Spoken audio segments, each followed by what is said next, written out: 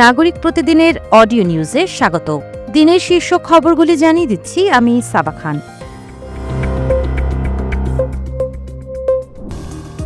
আজ 10ই মুহররম, পবিত্র আশুরা।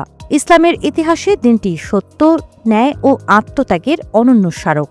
এদিন মহানবী হজরত মুহাম্মদ সাল্লাল্লাহু আলাইহি ওয়াসাল্লামের দৌহিত্র হজরত ইমাম হুসেন রাদিয়াল্লাহু তাআলাহু আনহু কারবালার প্রান্তরে শাহাদাত বরণ করেন। তার আত্মত্যাগ অন্যায় ও জুলুমের বিরুদ্ধে সংগ্রামের চিরন্তন প্রতীক। পবিত্র আশুরা উপলক্ষে রাষ্ট্রপতি মোহাম্মদ শাহাবুদ্দিন ও প্রধানমন্ত্রী তারেক রহমান পৃথক বাণীতে বলেছেন, কারবালার শিক্ষা মানুষকে অন্যায়ের বিরুদ্ধে সোচ্চার হতে এবং শান্তি, ন্যায়, সহমর্মিতা ও সম্প্রীতির সমাজ গঠনে অনুপ্রাণিত করে। ধর্মপ্রাণ মুসলমানরা নফল রোজা, ইবাদত ও দান সৎকার মাধ্যমে দিনটি পালন করছেন। চীনের রাজধানী বেইজিংয়ে প্রেসিডেন্ট শি জিনপিং ও প্রধানমন্ত্রী তারেক রহমানের মধ্যে গুরুত্বপূর্ণ দ্বিপক্ষীয় বৈঠক অনুষ্ঠিত হয়েছে। বৈঠকে বাণিজ্য, বিনিয়োগ, কর্মসংস্থান, উন্নয়ন প্রকল্প, কৌশলগত সহযোগিতা এবং জনগণের পারস্পরিক যোগাযোগ আরও জোরদারের বিষয়ে আলোচনা হয়। সফরের অংশ হিসেবে প্রধানমন্ত্রী টিয়েনআনমেন স্কয়ারে চীনের বিপ্লবী বীরদের প্রতি শ্রদ্ধা জানান এবং একাধিক উচ্চ পর্যায়ের বৈঠক ও বিনিয়োগ সম্মেলনে অংশ নেন।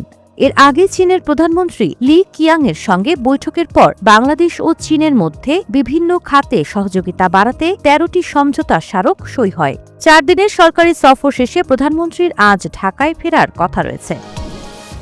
পাকিস্তান নিয়ন্ত্রিত আজাদ কাশ্মীরে সরকার বিরোধী আন্দোলনের মধ্যে খাদ্য, জ্বালানি ও ওষুধসহ নিত্য প্রয়োজনীয় পণ্যের সরবরাহ সীমিত করার অভিযোগ উঠেছে। স্থানীয়দের দাবি, বিভিন্ন প্রবেশপথে পণ্যবাহী ট্রাক আটকে দেওয়ায় বাজারে জরুরি পণ্যের সংকট দেখা দিয়েছে। আন্তর্জাতিক সংবাদ মাধ্যম এএফপি ও ডনের তথ্যে বলা হয়েছে, মুজাফফরাবাদ সহ বিভিন্ন এলাকার মানুষ প্রয়োজনীয় পণ্য সংগ্রহে অন্য শহরে যেতে বাধ্য হচ্ছেন। পাশাপাশি সাংবাদিকদের প্রবেশে কড়াকড়ি ও ইন্টারনেট সেবা সীমিত করার অভিযোগও রয়েছে। গত 5 জুন শুরু হওয়া সরকার বিরোধী আন্দোলন 9 জুনের হরতালের পর আরও সহিংস রূপ নেয়, যা এখনও অঞ্চলটিকে উত্তপ্ত করে রেখেছে। মার্কিন প্রেসিডেন্ট ডোনাল্ড ট্রাম্পের বিরুদ্ধে আন্তর্জাতিক অপরাধ আদালতের 3 বিচারক মামলা করেছেন।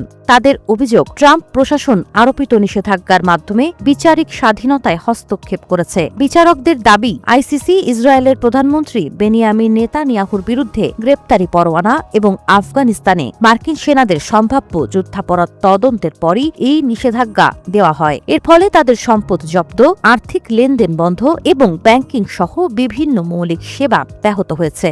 বিচারকদের মতে এই পদক্ষেপ আন্তর্জাতিক জরুরি অর্থনৈতিক ক্ষমতা আইনের অপব্যবহার। মামলাটি আন্তর্জাতিক বিচার ব্যবস্থার স্বাধীনতা নিয়ে নতুন করে বিতর্ক তৈরি করেছে। 1986 বিশ্বকাপের কোয়ার্টার ফাইনালে ব্যবহৃত সেই ঐতিহাসিক ফুটবলটি এবার নিলামে উঠছে।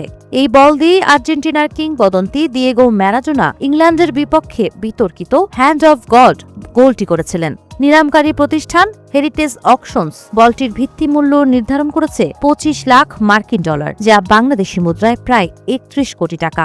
ফুটবল ইতিহাসের অন্যতম আলোচিত মুহূর্তের স্মারক হওয়ায় বলটি সংগ্রাহকদের মধ্যে ব্যাপক আগ্রহ তৈরি করবে বলে ধারণা করা হচ্ছে।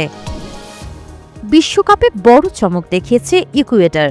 গ্রুপ ই এর ম্যাচে 4 বারের বিশ্ব চ্যাম্পিয়ন জার্মানিকে 2-1 গোলে হারিয়ে প্রথমবারের মতো নকআউট পর্বে জায়গা নিশ্চিত করেছে তারা। ম্যাচের দ্বিতীয় মিনিটে লেরয় সানের গোলে এগিয়ে যায় জার্মানি, তবে 9ম মিনিটে নিলসন আঙ্গুলো সমতা ফেরান। এরপর 77তম মিনিটে গঞ্জালো প্লাতার জয়সূচক গোলে ইতিহাস গড়ে ইকুয়েডর। একই গ্রুপে কুরাকাওকে 2-0 গোলে হারিয়ে 6 পয়েন্ট নিয়ে দ্বিতীয় হয়েছে আইভরি কোস্ট। রাউন্ড অফ 32-এ মুখোমুখি হবে ইকুয়েডর ও আইভরি কোস্ট। ভারতীয় জনপ্রিয় বাহুবলী ফ্র্যাঞ্চাইজি এবার অ্যানিমেশন সিনেমার মাধ্যমে নতুন যাত্রা শুরু করছে। বাহুবলী দ্য ইটারনাল ওয়ার সম্প্রতি বিশ্বের মর্যাদাপূর্ণ অ্যালিসি ইন্টারন্যাশনাল অ্যানিমেশন ফিল্ম ফেস্টিভ্যালে ওয়ার্ক ইন প্রোগ্রেস বিভাগে প্রদর্শিত হয়েছে। এ উপলক্ষে উচ্ছ্বাস প্রকাশ করে ছবিটির অভিনেতা প্রভাস বলেন, নির্মাতারা দর্শকদের জন্য বিশেষ কিছু তৈরি করছেন। বিশেষ প্রদর্শনীর টিকিট প্রকাশের কয়েক মিনিটের মধ্যেই শেষ হয়ে যায়। 2 পর্বে নির্মিত সিনেমাটি পরিচালনা করেছেন ইসহান শুক্লা। নির্মাতাদের মতে এটি বাহুবলী মহাবিশ্বের নতুন গল্প ও চরিত্র তুলে ধরবে। এস রাজামৌলির জনপ্রিয় ফ্র্যাঞ্চাইজির এই নতুন অ্যানিমেটেড সিনেমা 2027 সালে মুক্তি পাওয়ার কথা রয়েছে। এই ছিল আজকের শীর্ষ খবরগুলো। প্রতিদিনের অডিও নিউজ শুনুন আমাদের ওয়েব, ইউটিউব ও ফেসবুক পেজে।